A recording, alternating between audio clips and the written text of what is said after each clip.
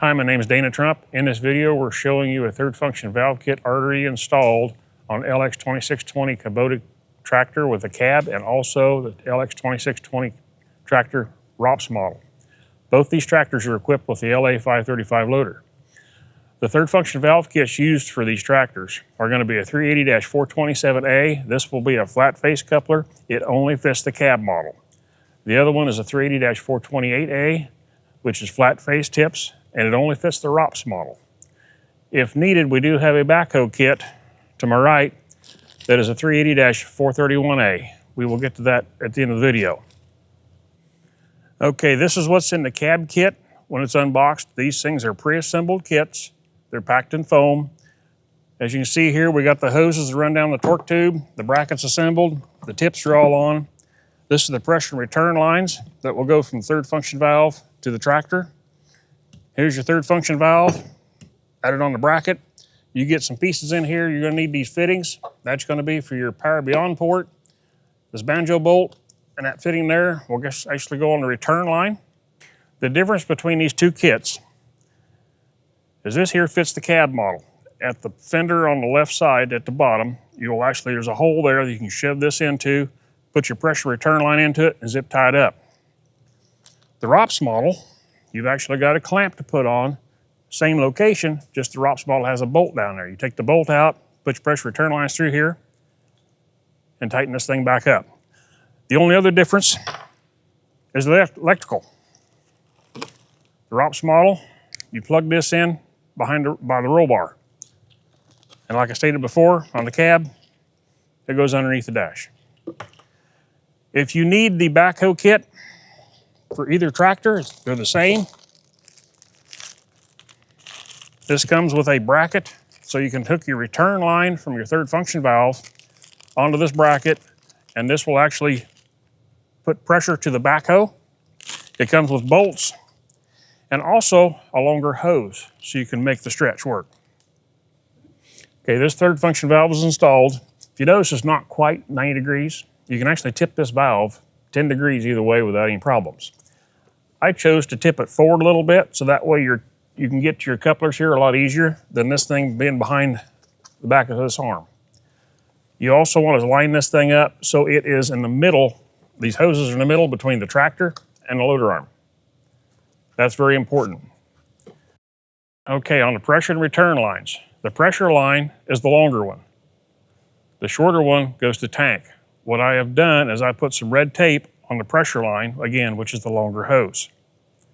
Now when I shove these in from on top down to the bottom, when this thing gets up here to the third function valve, I know which one's my pressure line at this end. This is very important. You do not want to get them swapped around backwards. You can damage your valve very quickly. I'm doing this out here so you guys can see it better. The pressure port on this third function valve is going to be, when it's set up in place, will be the outside one toward the rear. The tank port is going to be toward the front. Remember, the hose with the red tape is my pressure line. It goes on the rear port, rear outside. The tank line, again, will attach to the top. Okay, at this point, the hose clamp that's in the bag, put it on the hose. This bolt down here, you're gonna take the bolt off and clamp this hose in place. This hose is gonna run on the inside of this fender, run up on top of the transmission. Next step is going to be removing the rear seat support from the tractor. You're going to remove the nuts and bolts on the back side. On the front, you're going to loosen the two nuts and the two bolts on the front of the seat. At that point, we can take this rear mount and bring it up off these studs and rotate it back to gain access. Okay, we've got the rear support of the seat removed. We slid it back over the top of the studs. At this point, the steel tube here, you're gonna remove it. The banjo bolt on top is the return port. It's a tank. The banjo bolt down here on the side of the transmission is actually the power beyond port. We're gonna hook the pressure line up to the power beyond port. The return line for the third function valve is gonna dump into the tank port up on top of the transmission. Once you got your hoses wrapped around here on top, these are the fittings you're going to need to hook up to the tractor. This has got a banjo bolt and a fitting. If you notice it's in the bag there, there's also 2 brass washers. Brass washer on each side of this fitting is a must. This fitting goes on top of the transmission, which is actually the return, that hooks up to the short hose. The pressure port, your power beyond port, you're gonna hook this fitting into the side of the transmission. Again, that's the longer hose that actually put the red tape around, so I got it correctly hooked up front. Now we got the hoses on, the fittings are on. Now's a good time to start the tractor up. Make sure you don't have any leaks. After you get these clocked where you need them, don't forget to tighten them, or those will leak as soon as you hit the switch. Okay, next up, we're gonna hook up the hoses to the third function valve, run the hoses down the loader arms. This bracket here is gonna fit on the torque tube of the loader. There's a bolt. You're gonna remove the bolt, install this bracket. This bracket here is gonna pin on the inside of the loader for this pin. There's a bolt hole in there. You're gonna put that bolt in, run your hoses on back, snap them into the couplers. Zip tie where else needed. This knob does pull off with a little bit of force.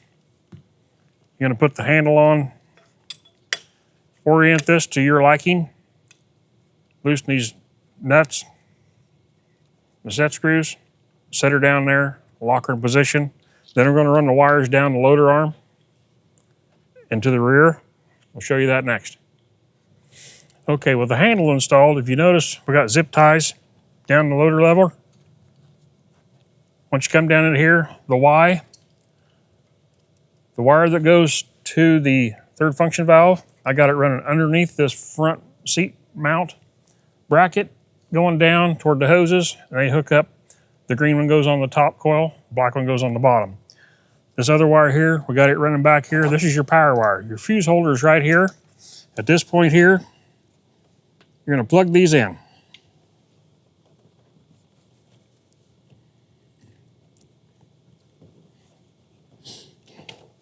And to check that, I turn the ignition switch on.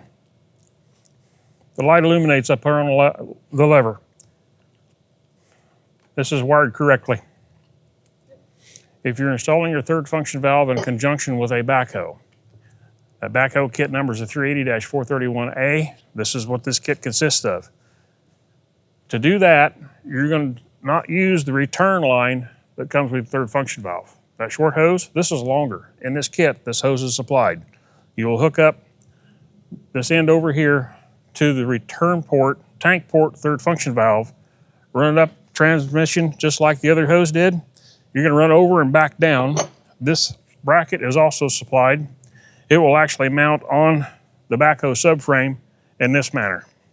This hose is gonna come down over the top of the transmission, and you'll hook it into right there.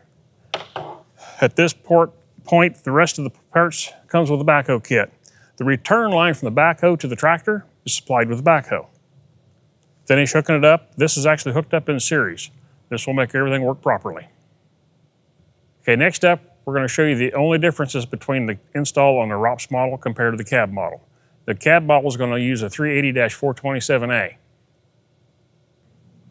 On the cab model, it is not required to remove the seat if you don't want to. There's ample room underneath this cab to get your hands in here from the rear and loosen and remove the power beyond tube and the return tube off the top of the transmission. Installing the electrical on the cab model is different than the ROPS model. You've got 4 screws underneath the fender, which holds this console on. You'll have to remove those, remove these 3 handles. At that point, you can raise this console up enough to get the wire harness run down through the rest of it. We'll show you that directly. Just like the other tractor, the knob on the loader lever, take a little bit of power, but you can pull it off, put your new handle on. The boot that you remove from here, you're gonna have to put a little notch in it to get the other wire down through there. And if you recall correctly, if you take the fuse holder and open it up, you won't need quite as big of a slot to get that through that boot. So at this point here, you're gonna run your wires down. This piece here comes right off with the top console up. Run your wires down underneath the floorboard. We'll show you where they go. Okay, what I've done here to hold this dash up is I've actually took the boot through it and I shoved the boot up higher to hold this, it'll hold this up comfortably. Got the zip ties on. roll this rubber up underneath the floorboard. This side of the foam actually is 2 pieces. Carefully bring it out. You're gonna run your wire down through there and across and over where it goes up. Get an imaginary line and notch your foam out for that wire. Carefully put this back. You'll see it's got some notches in it. You'll see where they go. And put this floorboard back. Okay, we got the wire run up here. At this point, you need to remove your dash. There's a Phillip head screw right dead center here, right above the instrument panel. And there's 2 screws, one on each side, right underneath the dash. Remove those bolts, open the throttle back up a little bit, and pull the boot off. This dash will actually come up far enough to get the wiring up to where you need to plug it in.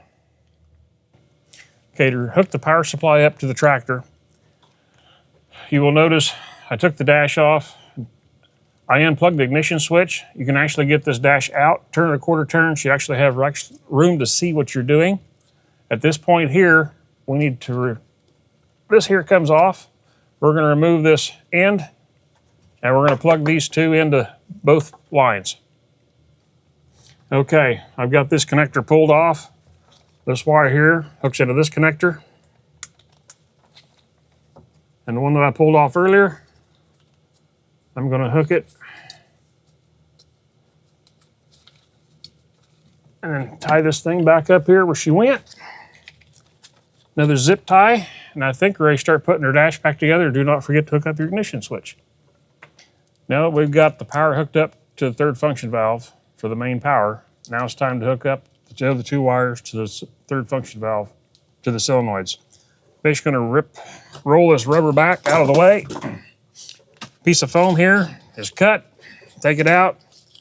Continue running your wire down below here. Zip tie where possible. There's a hole in the bottom of the cab here. You will fish these through underneath the cab. When you get them out here, the green one goes on the top solenoid, black one goes on the bottom. Okay, now that we got the wire strung out, hooked up, again, zip tie where needed. Your foam goes back in.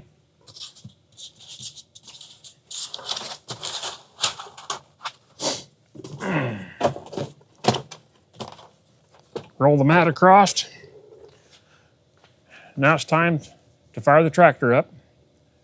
Run the loader up and down. Curl. Run the 3-point. Make sure everything works and sounds like it's supposed to.